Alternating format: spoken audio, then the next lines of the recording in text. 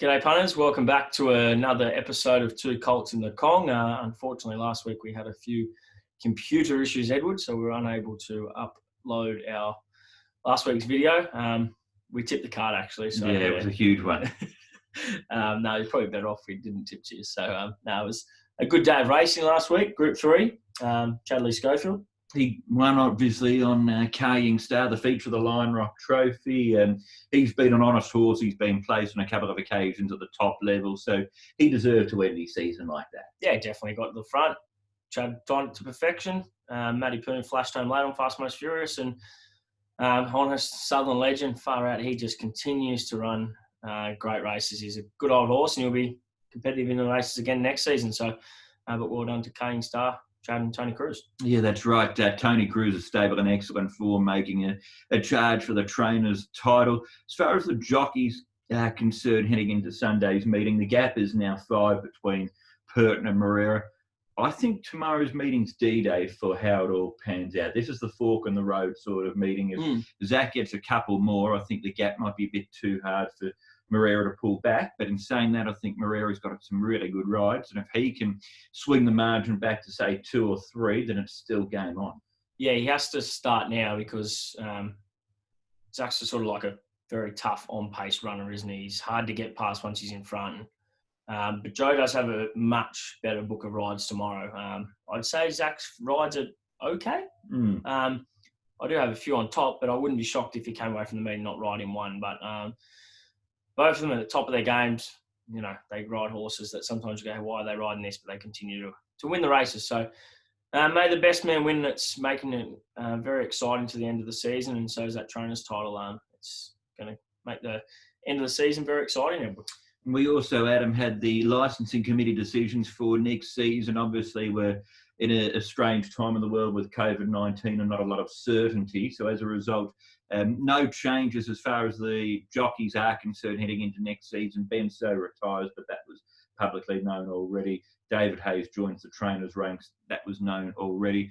Good to see Antoine Hamilton getting a full season licence. He started off really well here in Hong Kong, and It's pleasing that he's going to be part of the racing scene for a guaranteed period of time. Yeah, they've probably been looking for a jockey like Antoine to come over. He's a good guy. He does his job. He works hard. He rides well, and of course he's still got heaps to learn. And he's only been here for a few months, but he's going to continue to get better and obviously get smarter. It's tough over here where the jockeys just come in and you have to be on the ball straight away. You have to try and get those rides, continue to keep the rides. But he's continued to get good support, and he's got another few good rides on the weekend.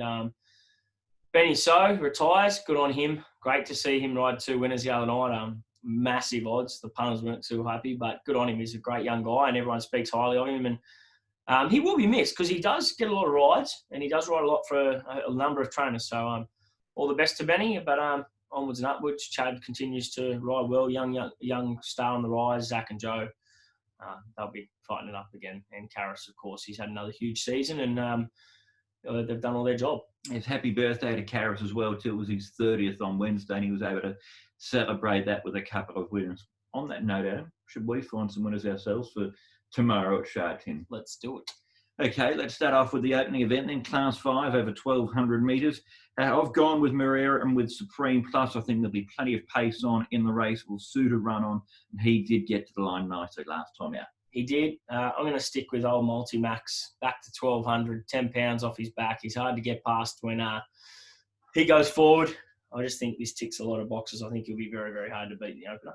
Okay, on to race 2, Class 4 over 1,200 metres. Monkey Jury, I thought, was brave in defeat last time out. He should get a good run in transit. I've gone for him on top. Yeah, he's just finding it tough to win, I reckon. He's going to be under the odds. I'm going to stay around him. I really like Millennium Falcon as a horse. He's only had 2 runs. They've both been at the Valley. They've both had a red siren on him, flashing home late in both runs. He gets to Sharks in for the first time, where he'll really, really appreciate the bigger track. And I think it'll be nice odds, and he'll definitely be attacking the line. Chris Ostay was going really well. Karras is riding well, so I think he's a good each-way chance in the second.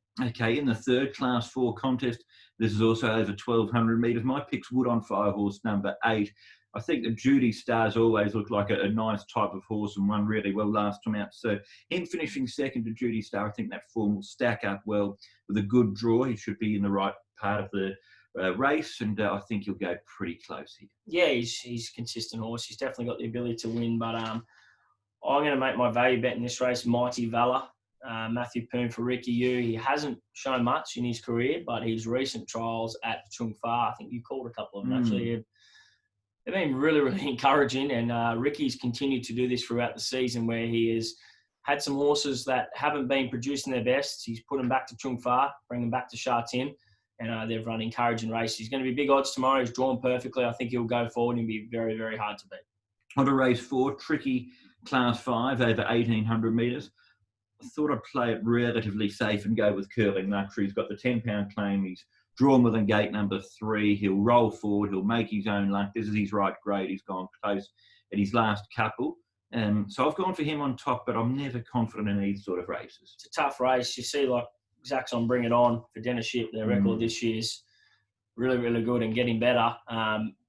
He's going to need luck, but it's a big watch on that horse in this race. But I'm going to stick with Golden General. He's a horse that I've been with his last few starts, and he has been big odds on it, and we're not going to get the big odds again tomorrow. But he was good last start. He should be flashing home again. Vincent back in a bit of form, and Jimmy Ting Stables, always consistently kicking along. On to race 5, Class 4 over 1,600 metres. Didn't think this was the strongest sort of race. Leap of Faith, I thought, with the run under his belt, drawn well, size Morera. I think he gets his chance here. Yeah, he does. In saying that, I don't think he's a very, very good horse. He's going to be under the odds, Joe and John. He's going to get every chance to win his first race. If he doesn't win this race, it's back to the drawing board for them. I'm going to stick with Ezra. He's a good horse. He has had no luck his last few starts. He was lucky to stay on his feet probably last start. He had no luck. He got hammered. Chad on board, barrier 4, Tony Millard. His stable's starting to come back to a bit of form. And I really like this horse. He's definitely got the ability to win a class. Like, he's won a Class 4 race and absolutely blew him away earlier in the season with Aldo on his back. If he can do that tomorrow, he wins this race easily. So the big weight's a bit of a concern, but he's the best horse. Let's go on to race number 6 then, and this is a Class 4 over 1,400 metres. I was tossing up between He's a Beauty and Epta Wins. In the end, I went for He's a Beauty. Yep. What way did you go? I went He's a Beauty too. He just gets every chance. He's another horse who I think has to be ridden quiet though. If you rush him up on the speed, and he just starts to do everything wrong. And I think he'd be a hard horse to ride. The ability is there. You've seen that day when he missed the kick by a number of lengths and then absolutely screamed home. His first run with Lyle Hewitt's on his back was very good from the back of the field. It's a tough way. It's going to be a tough job for Joe to weave a passage if he does peel back, because he could be, 8th back the fence, and that will be a little bit. But he is the magic man, and he'll weave his luck. He's the best horse in the race, but he's got to start showing it. One horse who I think has to be talked about is Epta Wins. He did cut it last start. He had every chance, but back to the 1,400, I think that's really good. He's had the 1,650 metre run under his belt. He's tougher, he's fitter. And Perfect Pair was very good. I like Perfect Pair. It's just that I thought he might have to go right back to last again from gate 14. If they go hard, he'll be flashing home late, and he could definitely win. And I'd like to see Keithy ride a winner. It's been a tough season for him, and he's getting there. And he nearly had one on Wednesday night, but hopefully he can get it done on this, because Perfect Pair will be big odds, and Jimmy Ting can improve these horses. Race 7's down the straight, Class 3 over 1,000 metres. I'm with War of Courage here. Goodview Clarico, who beat him last time out, is flying. He had 10 pounds less to carry than what War of Courage had to carry. Morera's on board. I think he'll get every chance to win again. Yeah, he gets every chance. He's consistent. Refined Treasure would absolutely blow these horses away if we found the old Refined Treasure. And early on in his career, he was a serious, serious animal. He's had a few issues since, but he showed a little bit of his old form on the dirt track last start, but it's going to be tougher here. I'm sticking with Total Excess, first starter, former Kiwi horse.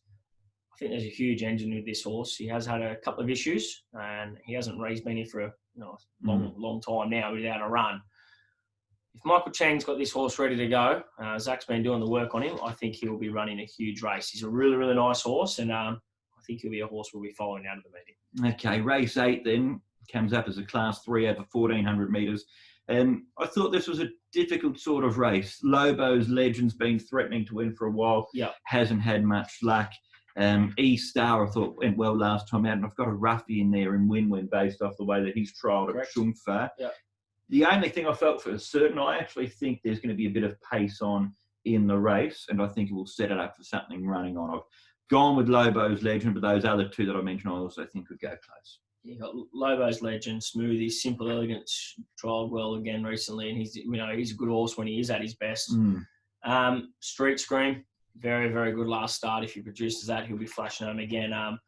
E-Star's a horse who he was really good last start. Attack the line. If he can posse up and be midfield and get out late, he's going to be charged on. I have said it with Smoothies. Just thinking that he will cross, and then I think some others will kick on, and he might just get the perfect running behind him. So he's fit and ready to win, but number of chances in this race. Yeah, I thought if you're playing the exotics, it might be a good race to go out wide with. We come on to the 9th race, Class 3 over 1,600 metres. One of your old faves, Mr. Eldon, lines up here. I'm back with him again, Ed. I've been off him the last few starts, but he finally showed that he, again, ridden quietly, that he can flash home when he wants. He's got a few screws loose, I think, upstairs, old Mr. Adam, but he's a talented horse on his day, and he can rattle home some serious sectionals. Karras back on, sits 3 wide last. It looks to be pretty good speed. Hello Daddy's been going really good, so I think there's a number of horses going forward. If he does, I reckon he'll be very, very hard to beat again at the good odds. So go Mr. Adam. Okay, one more, but it's our highest class race to finish up with. Class 2 over 1,400 metres, the Butterfly Handicap. My best for the day comes up with Glorious Spectrum. He's gone close at his last 2. When you watch him in his barrier trials, he trials like a seriously good horse. He is a bleeder, so he's obviously had issues. Thought he won last time out. I think he'll win this time out. Yes, well, I thought he won too, and I remember my phone went berserk after it from a few mates in Australia saying, did it win? No, it didn't win. Neil Callan spoiled the party on Band of Brothers. Glorious Spectrum, he's a good horse, but he needs to put that win next to his name soon. I personally believe he just has to be ridden stone cold, get out late, flash home. That's the way to ride him. I don't think there's a very long sprint in him. I think he needs to be saved up and let just ping late. Antoine's ridden him now a couple of times, so he'll know the horse. Perfect match. Recent trial was much better. He's a very good horse on his day.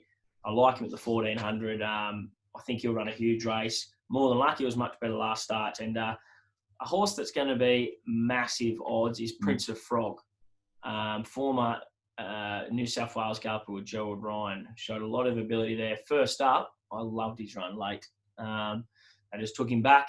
He attacked the line well late. I think from barrier 5, they can posse up and he can be, just in behind the speed.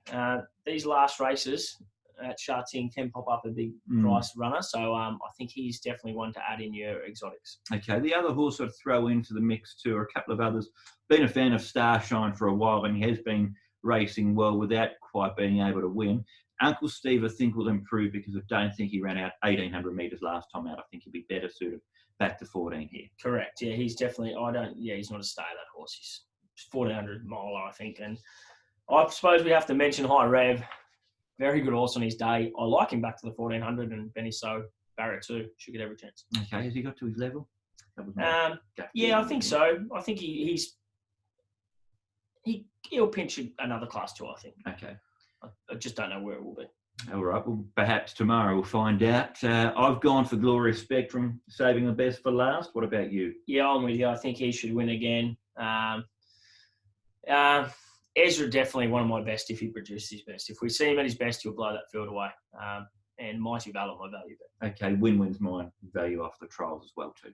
Beautiful. Have a good weekend, everyone, and make sure you tune in to tomorrow's races. It'll be a good day of racing. Good luck and stay safe. We'll see you there.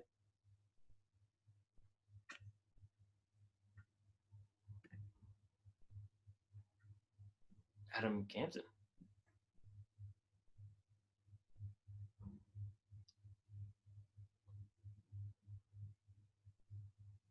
Oh, I stopped it.